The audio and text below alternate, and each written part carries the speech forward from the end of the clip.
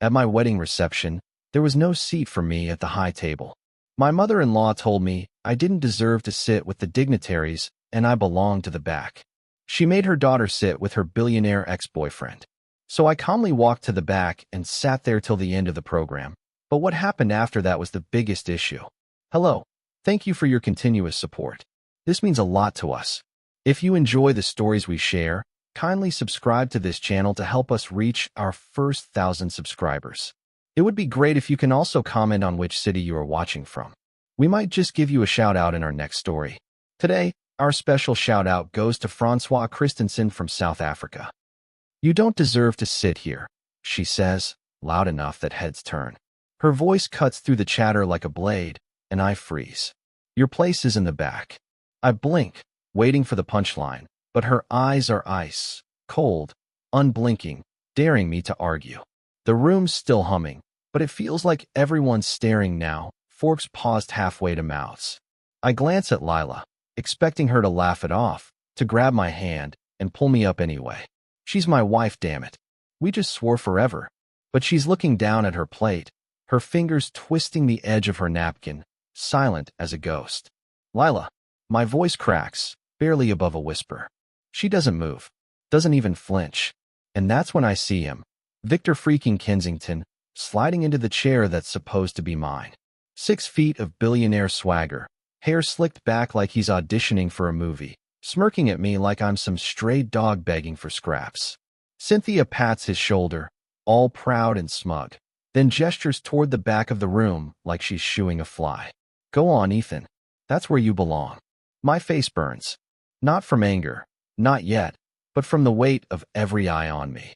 The whispers ripple out, a tide of pity and amusement. I could fight it, could shove past Cynthia, plant myself in that chair, and dare them to drag me out. But what's the point? Lila's still staring at that damn napkin, and Victor's leaning in, whispering something that makes her lips twitch into a half smile. My wife, smiling at him. So I turn. I walk. Each step feels like wading through mud, the kind that sucks at your boots and pulls you down. The high table fades behind me, and I weave through the crowd, past the cousins who'd clapped me on the back an hour ago, past the bartender who'd poured me a shot for the groom. No one stops me. No one calls out. The back of the room is dim, a forgotten corner where the staff stash extra chairs and the overflow guests nobody cares about. There's a table there, half hidden by a pillar, with a couple of old guys nursing beers and a waitress on her break scrolling her phone. I drop into a chair, the metal creaking under me, and let out a breath I didn't know I was holding. From here, I can see everything. The high table's a stage, and they're the stars. Cynthia's laughing now, her head thrown back like she's never been happier. Victor's got his arm draped over the back of Lila's chair, casual as hell, like he owns her.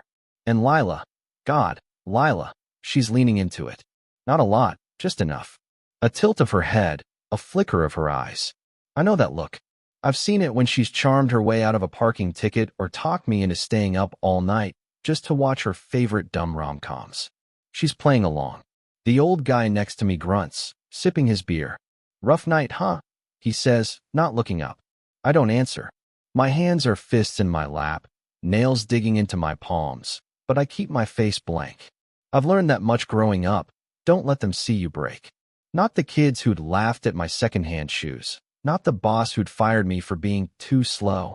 Not even my dad when he walked out and left me to figure out rent at 16. I've taken hits before. This one's just sharper. The night drags on. Toasts echo through the room.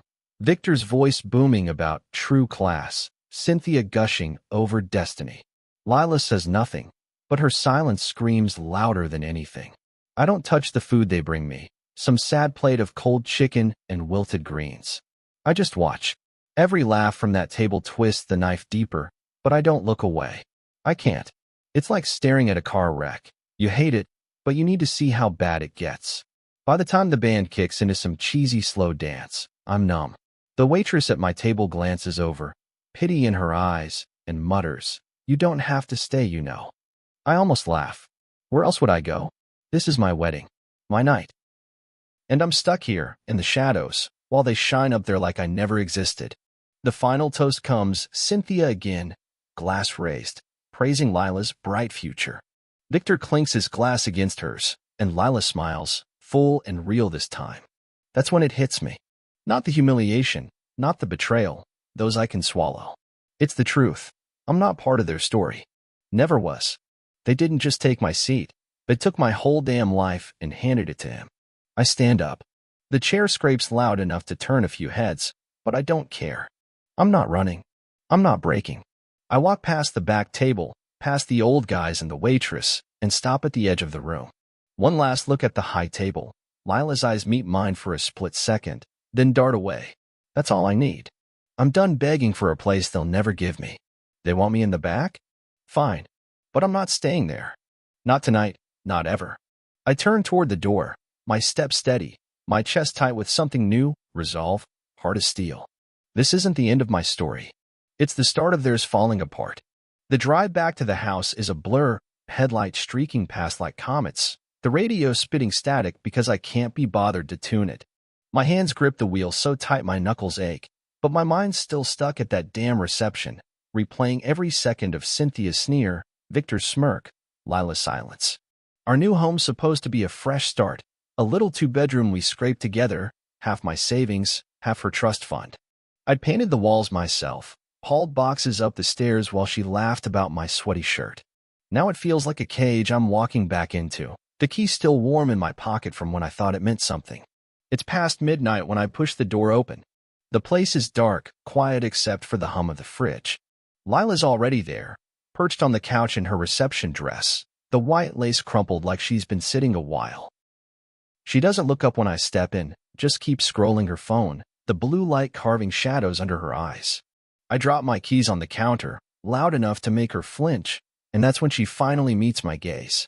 Her lips part, like she's about to say something, but I beat her to it. What the hell was that, Lila? My voice is low, rougher than I mean it to be, but I don't care. You let her sit me in the back, at our wedding, and you didn't say a damn word. She sets the phone down slow, like she's buying time. Ethan, it wasn't a big deal. Mom she wanted Victor up there. He's important to her. You know that. Not a big deal? I laugh, but it's sharp, jagged. That was my seat. Next to you. My wife. And you let him take it like I'm some nobody you dragged along. You're overreacting. She stands, smoothing her dress, her voice picking up that edge she gets when she's cornered. It's just how things work with her. She's always been like this. You knew that when you married me. I stare at her, waiting for more. An apology. I slap the papers on the counter between us. You didn't stand for me when it mattered. You picked them over me, your mom, Victor, that whole circus. I'm not living like this. Her mouth opens, then shuts, and for a second, I think she might cry. But then her jaw tightens, and she steps closer, voice dropping to a hiss. You're throwing this away over one night? One stupid seat. It's not about the seat. I snap, louder than I mean to, and she flinches again. It's about you. You let them treat me like dirt, and you smiled while they did it. I'm not your doormat, Lila. Not anymore. She grabs the papers, scanning them like she's looking for a loophole. You planned this? Before the wedding. I hoped I wouldn't need them. My throat's tight now, the words scraping out. I thought you'd prove me wrong. You didn't. The room goes quiet, just the tick of the clock on the wall and her shallow breathing. She stares at me, and I see it, half defiance, half something softer, maybe regret, flickering in her eyes. Ethan, we can fix this. You don't have to know. I cut her off, sharp and final. Sign it. She hesitates, pen hovering over the line. I can almost hear her thinking about her mom's wrath, Victor's money, the life she's used to. Then she scrawls her name, quick and messy, and shoves the papers back at me. Fine. If you want to blow this up, go ahead. But you'll regret it. Maybe. I fold the papers, tucking them into my jacket. But I'd regret staying more. She doesn't say anything after that, just watches as I head to the bedroom. I grab my duffel from the closet, the one I've had since I was a kid, patched up with duct tape, and start stuffing it. Jeans, a couple shirts, my work boots. The essentials. Every zip and rustle echoes in the silence, and I feel her shadow in the doorway, lingering like she's waiting for me to crack. I don't. I shoulder the bag, grab my keys, and walk past her without a glance. Her perfume hits me, jasmine, same as always. and for a second my resolve wavers. But then I remember her smile at Victor, and my feet keep moving. The front door slams behind me, louder than I mean it to. Outside, the night's cold, the street empty except for a stray cat darting across the road. My truck's parked crooked, still littered with streamers from the wedding. I climb in, toss the bag on the passenger seat, and start the engine. It rumbles to life, a low growl that matches the storm in my chest. Lila's silhouette flickers in the window as I pull away, but I don't look back long enough to see if she's crying. The road stretches out, black and endless, headlights slicing through it. My hands are steady now, the ache in my knuckles gone. I don't know where I'm going, maybe a motel, maybe my buddy Jake's couch, but it doesn't matter. What matters is this: I'm not theirs to define anymore. Not Cynthia's punching bag, not Lila's backup plan. I signed those papers too, in my head, long before she put pen to page. This isn't just me leaving a house. It's me breaking free. The city lights fade in the rear view, and I crank the window down, letting the wind howl in. It's raw, cold, alive. For the first time all night, I breathe easy. They can keep their high table. I'm building my own. And it starts right now. A week out from the wedding, and I'm crashing on Jake's lumpy couch, the kind that smells like stale beer and dog hair even though he swears he's never owned a mutt. The motel I tried first chewed through my cash too fast, $50 a night for a bed that creaked like a haunted house and a shower that spat rust. Jake's place is free, at least, and he doesn't ask questions. He just tossed me a spare key and a beer, muttered, "Rough break, man," and left me to figure out the rest. That's what I'm doing now, figuring it out. The TV's on low, some late-night infomercial about a blender that'll change your life, but I'm hunched over my laptop, grease-stained fingers tapping keys. I'm a mechanic by trade, always have been, and I've got an idea brewing. A garage of my own. No boss, no bullshit, just me, some tools, and a chance to build something they can't take away. The screen glows with numbers, rent for a shop space, tools I'd need to scrounge, a loan I might sweet-talk the bank into. It's a long shot, but I've got nothing else. My phone buzzes on the coffee table, screen lighting up with Lila's name. 5th call today. I let it ring out, same as the others, and it flips to voicemail. I don't listen. Don't need to. I can guess what she wants, same thing Cynthia's been texting about since yesterday. "Ethan, we need to talk. Call me." It's urgent. Urgent for them, maybe. Not for me. Back at their world, 7 miles across town in Cynthia's marble and glass palace, the air's probably thick with panic right now. I can picture it, Lila pacing the hardwood, chewing her lip like she does when she's stressed, while Cynthia's barking orders at some poor maid. They didn't see this coming. Neither did I, not really, until I remembered the deed. That little house we bought? My name's on it, not Lila's. I'd put up the cash, handled the paperwork, kept it in my control because I didn't trust Cynthia's claws near anything I owned. They thought I was just the grunt, the guy who fixed their cars and nodded at their plans. Quiet Ethan, good old reliable Ethan. They didn't know I was the spine holding their pretty little life together. Flashback hits me hard. Last summer, Cynthia's BMW conked out on her way to some charity gala. She'd called me, voice dripping venom. "Fix it, Ethan, or I'll be late." I'd driven out at midnight, toolbox rattling in my truck, and had it purring by dawn. No thanks, just a curt nod as she sped off. Or that time Lila's laptop crashed, the one with her business ideas she never followed through on. I'd stayed up 3 nights straight, pulling files off a dead drive while she slept. They leaned on me, always, but never saw me. Now they're feeling it, the weight of me not being there. My phone pings again. Text this time. "Ethan, it's Mom. Answer your damn phone." I smirk, toss it face down. Let her stew. Jake shuffles in from the kitchen, cracking another beer. "They still hounding you?" he asks, nodding at the buzzing brick. "Like flies on shit," I say, and he laughs, a deep, rough sound that cuts the tension. "They'll give up eventually." "Doubt it. You're the guy who keeps their world spinning." He flops into the armchair, kicking his feet up. "What did you do? Swipe their golden goose?" "Something like that." I don't elaborate. Jake doesn't need the details. He's the type who'd have my back in a bar fight but wouldn't care about the why. I turn back to the laptop, crunching numbers. There's a garage for lease downtown, a gritty spot with oil-stained floors and a rent I could swing if I sell the truck.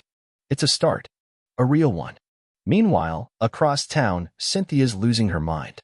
I can see her now. Red nails tapping her granite counter, phone pressed to her ear, leaving me another voicemail I won't hear. Ethan, this is ridiculous. We need access to the house. You can't just disappear like this. She'd be pacing that opulent living room, all white rugs and gold-trimmed mirrors, the kind of place that screams money but feels like a tomb. Lila's probably beside her, pleading softer. Ethan, please, just talk to us. They've tried everything, calls, texts, even showed up at my old job yesterday, according to Pete, the shop foreman. He texted me, laughing. Your ex and her mom rolled up in a Benz, looking pissed. Told him you quit. I'd quit 2 days after the wedding, walked out with my toolbox and a middle finger to the manager who'd always underpaid me. They don't know where I am now, and that's how I want it. Invisible, but not weak. Building, not begging. Another memory sneaks in Christmas 2 years back. Cynthia's heat went out, and she'd called me in a snowstorm to fix the furnace.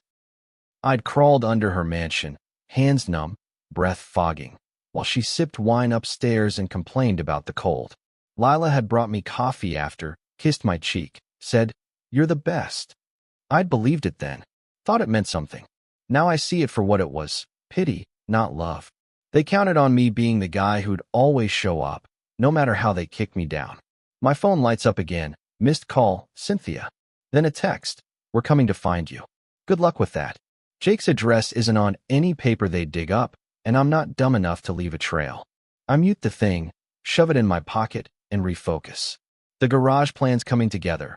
I've got a meeting with the landlord tomorrow, a guy named Sal who sounds gruff but fair. If I can lock this down, it's mine. A place they can't touch. Back at Cynthia's, the phone slams down. I don't hear it, but I know it's happening. She's furious, voice probably echoing off those high ceilings. How dare he ignore me? Lila's quieter, maybe staring out the window, wondering where I went. They're scrambling, realizing too late that I wasn't just the help. I was the glue. The house, the cars, the little fixes they never thanked me for.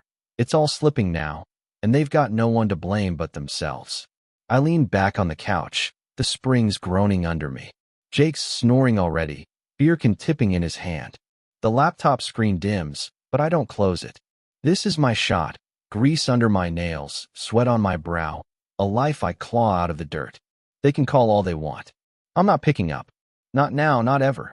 Let them figure out how to stand without me. I'm too busy standing on my own. 4 months since I walked out, and I'm elbow deep in the guts of a '67 Mustang, the kind of car that growls like it's alive. The garage smells like oil and metal, a sharp tang that sticks to my skin, and I love it. It's mine, Ethan's auto, painted in bold red letters above the roll-up door. Took every dime I had left, selling the truck and scraping by on ramen, but I locked down the lease with Sal, a grizzled old guy who shook my hand like he meant it. Downtown's gritty, all cracked pavement and neon signs, but this corner's my kingdom now. The fluorescent lights buzz overhead, tools clatter against concrete, and I'm building something piece by piece, bolt by bolt, that they can't touch. I've been at it nonstop since I got here. Days bleed into nights, wrench in one hand, coffee in the other. Word spreading, guys with beat-up Fords and souped-up Chevys roll in, grumbling about dealership prices. I fix, am fast, charge fair, and they keep coming back. Last week, I hired Sam, a wiry mechanic with a smart mouth and a knack for engines that rivals mine. He's leaning against the workbench now, wiping grease off his hands, smirking as I wrestle a stubborn alternator. You gonna sweet-talk that thing, boss, or just glare it into submission? Shut up and hand me the 10mm. I shoot back, grinning despite myself. Sam's a find, showed up with a toolbox and a story about ditching a dead-end gig upstate.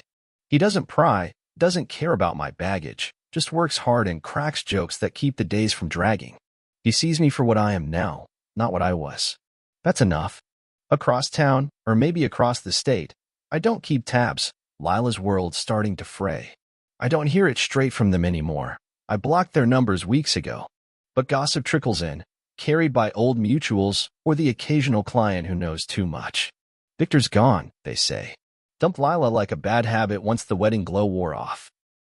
Guess she wasn't shiny enough without me to prop her up. Cynthia's not faring much better. Her latest investment tanked. Some shady real estate deal she bragged about at the reception. They're slipping, And I'd be lying if I said it didn't feel good. Just a little. I'm torquing a bolt when Sam nods at the radio, some classic rock station we keep on low. Heard your ex's mom lost her Benz, he says, casual as hell. Repo guy snatched it right out of her driveway. I pause, wrench still in hand. Yeah. Neighbor's cousin works at the bank. Said she's been dodging calls, screaming about lawyers. He snorts. Guess money don't buy brains. I don't say much, just grunt and go back to the Mustang. But inside, there's a flicker, satisfaction, slow and warm, like a match catching. They're hearing about me too, I bet. Whispers of the garage, how it's picking up steam. P from my old shop swung by last month, jaw dropping when he saw the place. You're killing it, man, he'd said, slapping my shoulder. Cynthia'd choke if she knew. Let her choke. She'd scoff if she heard, call it small time, but I see the doubt creeping into her smirk. Lila too. They thought I'd crash without them. I'm flying instead. The days stack up, and the garage hums. Sam and I pull long shifts, bantering over spark plugs and carburetors, turning away less now, 'cause we can't keep up. I'm good at this. Damn good, and it's starting to show. There's a rhythm to it, a pulse I can feel in my bones. Fix a car, send it roaring back to life, pocket the cash. No high table, no velvet curtains, just me and the work. It's honest. Real. More than they ever gave me. Then the big break comes. It's a muggy Thursday, late afternoon, sun dipping low and painting the garage gold. A guy rolls in, mid-40s, leather jacket, driving a '72 Camaro that's seen better days. Heard you're the man to fix this, he says, voice rough like he smokes too much. Name's Tony. Got a car club, bunch of gearheads with deep pockets. You do this right, we'll bring you more. I nod, keep it cool, but my pulse kicks up. Let's see what she needs. She needs a lot. Blown head gasket, rusted exhaust, the works. Sam and I dive in, tearing it apart like surgeons, piecing it back together over 2 sleepless nights. Tony comes back Saturday, and when I fire up the engine, it roars, deep, mean, alive. His grin splits wide. Holy shit, kid. You're a wizard. He hands me a wad of cash, more than I'd quoted, and a business card. We've got to meet next month. 10 cars, all classics. You in? Yeah. I say, pocketing the card. I'm in. He peels out, tires squealing, and Sam whoops, tossing a rag at me. That's it, man. We're golden. I catch the rag, and for the first time since that damn wedding, I smile. Real, unguarded, stretching my face till it hurts. It's not just the deal. It's the weight lifting, the proof piling up. I'm not the guy in the back anymore. I'm the one they come to. Back in Lila's crumbling orbit, the cracks widen. I don't see it, but I feel it in the air, like static before a storm. Cynthia's probably holed up in that mansion, snapping at Lila over breakfast, blaming her for Victor bailing. If you'd kept Ethan in line, she'd hiss, and Lila'd shrink, staring at her coffee. They hear the rumors, Ethan's garage, Ethan's big win, and scoff loud enough to drown the doubt. He'll burn out, Cynthia'd say, but her voiced waver. Lila'd stay quiet, maybe wondering if she picked the wrong side. Here, though, the garage door's up, breeze cutting through the heat. Sam's cracking open a couple beers, handing me one. To the climb, he says, clinking the bottle against mine. I take a swig, cold and sharp, and lean against the workbench. The Mustang's gone, Tony's card's in my pocket, and the future's humming louder than any engine. They're falling. I'm rising. And damn, it feels good. 3 years since I walked out, and I'm standing in a ballroom that could swallow my garage whole. The Detroit Auto Expo, biggest trade show in the Midwest, all polished chrome and sharper suits. I'm here with my name on a badge, Ethan Carter, Ethan's Auto, pinned to a jacket that actually fits, not some rented thing pinching my shoulders. The place hums with money, dealers hawking custom builds, CEOs shaking hands over whiskey, engines purring on display like they're showing off. My booth's in the thick of it, a '69 Charger I restored myself, black as sin and growling low. Tony's Car Club hooked me up after that first job, and now I'm the guy they call for classics that need a soul. I've got a crew of 6, a second shop opening next month, and a rep that's spread far enough to land me here. I'm not just surviving. I'm a player. The crowd parts as I move, nods and murmurs trailing me. That's Carter, someone says, low and impressed. I keep my head up, shoulders square, but inside, there's a kick. Pride. Yeah, but something fiercer. I earned this, every damn inch. The lights overhead catch the Charger's curves, and a guy in a Rolex stops to snap a picture. I'm mid-conversation with a potential client, some hotshot from Chicago looking for a fleet redo, when I see them. Cynthia and Lila, across the room, like ghosts I didn't expect to haunt me here. They look different, diminished. Cynthia's still got the designer gown, but it hangs loose, like she's shrunk inside it. Her hair's dyed too bright, a desperate grab at youth, and her eyes dart around, hunting for someone to impress. Lila's alone, no victor in sight. Her dress simple, too simple for her old self. She's thinner, shoulders hunched, clutching a glass like it's a lifeline. They're not here for cars, I'd bet my shop on it. They're here for scraps, clinging to whatever's left of their old world. And then they spot me. Cynthia moves first, heels clicking sharp against the polished floor, Lila trailing like a shadow. I turn back to the Chicago guy, wrapping up quick, I'll email you the quote, and he claps my shoulder, oblivious to the storm heading my way. By the time I face them, they're close, too close, and Cynthia's smile is all teeth, brittle as glass. Ethan, she says, voice syrupy, like we're old pals. Look at you. Quite the setup. I don't smile back. What do you want, Cynthia? She blinks, thrown by the ice in my tone, but recovers fast. We've been hearing about your success. Impressive, really. We always knew you had potential. Her eyes flick to the Charger, then back to me, calculating. Lila shifts behind her, staring at the floor, and I catch the faint tremble in her hands. Cut the crap, I say, low enough that only they hear. You didn't give a damn about my potential when you shoved me to the back. Cynthia's smile tightens. That was a misunderstanding. Water under the bridge, surely. She steps closer, voice dropping. We could use your help now, Ethan. Things have been difficult. The house, some investments, it's a mess. You were always so good at fixing things. Lila finally looks up, eyes wide, pleading. Please, Ethan, just hear us out. I stare at them. These two women who once held my life in their fists, and I feel nothing. Not anger, not pity, just a cold, clear calm. They're smaller now, shrunk by their own choices, and I'm towering over the wreckage they left behind. The irony's thick. They need me, after all this time, when I don't need them at all. I found my seat. I say, voice steady, cutting like a blade. It's not with you. Cynthia's face twists, a flash of the old venom breaking through. You think you're better than us now? This little car game won't last. You'll come crawling back. Mom, stop. Lila cuts in, sharp and sudden, but it's too late. The room's shifting, heads turning, whispers rippling out. A guy nearby snickers, loud enough to sting, and I see it. The moment their mask slips. Cynthia's hand tightens on her purse, Lila's glass tips, splashing wine down her dress. A waiter rushes over, but the damage is done. People are staring, pointing, and Cynthia's shrill "it's fine" only makes it worse. They're crumbling, right here in front of everyone, and I don't lift a finger to stop it.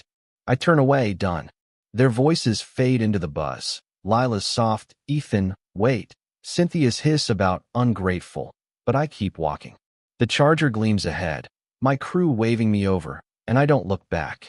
They wanted me to bend, to be the quiet fix-it guy again. But I'm not that Ethan anymore.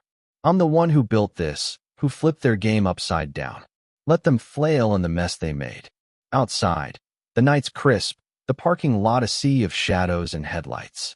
I pause by my truck, not the old beater I sold, but a new one, paid in cash from last quarter's profits. The expo's still humming behind me, deals closing, my name on lips that matter. Sam's inside, probably charming some buyer, and I'll join him in a minute. But right now, I lean against the hood, breathing deep. The air tastes clean, sharp with possibility. They're in there, drowning in their own ruin. Maybe Cynthia's yelling at Lila. Maybe Lila's crying into her stained dress. Doesn't matter.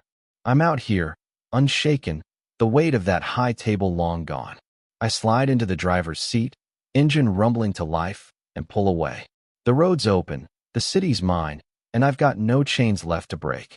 5 years since I walked away, and I'm standing in my own backyard, the kind of place I never thought I'd call home. It's not fancy, no marble floors or gold-trimmed anything. Just a solid brick house on the edge of town, with a wraparound porch and a shop out back bigger than the garage I started with. The air smells like grilled burgers and gasoline, a mix that's become my comfort zone. The sun's dipping low, painting the sky orange, and laughter spills out from the crowd sprawled across the lawn. Sam's flipping patties on the grill, his apron streaked with grease, yelling at Nora to stop stealing fries. She's perched on a picnic table, sketching something on a napkin, her dark hair falling over one eye as she grins back at him. These are my people, earned, not given, and tonight, they're here for me. The shop's humming behind us, doors open wide, a '57 Chevy half restored and gleaming under the work lights. Ethan's Auto's a name now, 2 locations, a crew of 10, contracts with car clubs stretching across 3 states. I built it from sweat and late nights, from the ashes of that wedding mess, and it's mine. No one handed it to me. No one can take it away. I'm in jeans and a faded shirt, boots scuffed from the day's work, but I feel taller than I ever did in that rented tux. This is my high table, rough-edged, loud, real, and I'm right where I belong. Sam hollers over, waving a spatula. Boss, you gonna eat, or just stand there looking pretty? The crew laughs. Jake's here too, sprawled in a lawn chair with a beer, plus a few regulars who've turned into friends. Nora slides off the table, holding up her sketch, a cartoon of Sam wrestling the grill, flames shooting everywhere. For the shop wall, she says, handing it to me. I take it, smirking. She's been around a year now, a painter who wandered in to fix her beat-up VW and stayed for the banner. She sees me, really sees me, not as a fix-it guy or a stepping stone, but as Ethan. That's enough. I grab a burger, sink into a chair near the fire pit, and let the noise wash over me. The crackle of wood, the clink of bottles, the stories flying back and forth, it's chaos, but the good kind. I think back sometimes, not often, to that night at the reception. The sting's gone, faded like an old scar. I don't need to prove anything to them anymore, Cynthia, Lila, that whole circus. They're shadows now, irrelevant, and I'm not the type to dance on graves. But word gets around, even out here. Jake's the one who brings it up, tossing a crumpled tabloid onto the table. Saw this at the gas station, he says, grinning like a kid with a secret. I lean over, squinting at the headline. Socialite Cynthia Voss files for bankruptcy after fraud scandal. Below it, a grainy pic of her outside a courthouse, sunglasses hiding her eyes, lips tight. Lila's mentioned too, living in some rundown condo, waitressing to pay bills after Victor's money dried up. I skim it, then push it aside. Rough, I say, and mean it, but there's no venom. They built their tower on sand. I built mine on steel. That's all there is to it. Nora catches my eye, tilting her head. You okay with that? She asks, quiet enough that the others don't hear. She's sharp like that, reads me without pushing. Yeah, I say, and it's true. They don't matter anymore. She nods, satisfied, and goes back to her fries. Sam's yelling about dessert now, dragging out a cooler of ice cream, and the night rolls on. I lean back, watching the flames lick the air, and let my mind drift. It's been a hell of a climb, leaving that house, crashing on Jake's couch, pouring everything into the garage. There were days I doubted, nights I woke up gripping the sheets, sure I'd fail. But I didn't. I kept going, one wrench turn at a time, and here I am. Not perfect, not rich beyond reason, but steady. Whole. The fire's dying down when Sam claps me on the shoulder, handing me a fresh beer. You're quiet tonight, man. What's up? Just thinking, I say, taking the bottle. About how this beats the hell out of sitting in the back. He laughs, loud and rough. Damn right it does. The others catch it, raising their drinks, and Nora's the one who calls it out, to Ethan's table. They cheer, sloppy and sincere, and I can't help but grin. I stand, lifting my beer, the weight of it cool against my palm. The faces around me, Sam, Nora, Jake, the crew, they're not here for what I can give them, but for who I am. That's the win, the quiet kind that settles deep. I clear my throat, voice steady. To the seats we earn. The clinks echo, sharp and clear, and we drink. The beer's cold, the night's warm, and for the first time in years, I'm not looking over my shoulder. Cynthia and Lila are out there somewhere, fading into yesterday's news, but I'm here, rooted, content, free. The fire spits one last spark into the dark, and I settle back into my chair, the porch creaking under me. This is my table, my life, and I'm not giving it up for anyone. Thanks for sticking with Ethan's journey all the way to this table. If his story hit you, whether it's the climb, the grit, or just finding your own seat, drop a comment below and let me know what it stirred up for you. Hit that like button if you're cheering him on, and subscribe if you want more tales about real people carving out their own wins. We've got plenty more coming, and I'd love to have you along for the ride. Until next time, keep earning your seat. See you soon.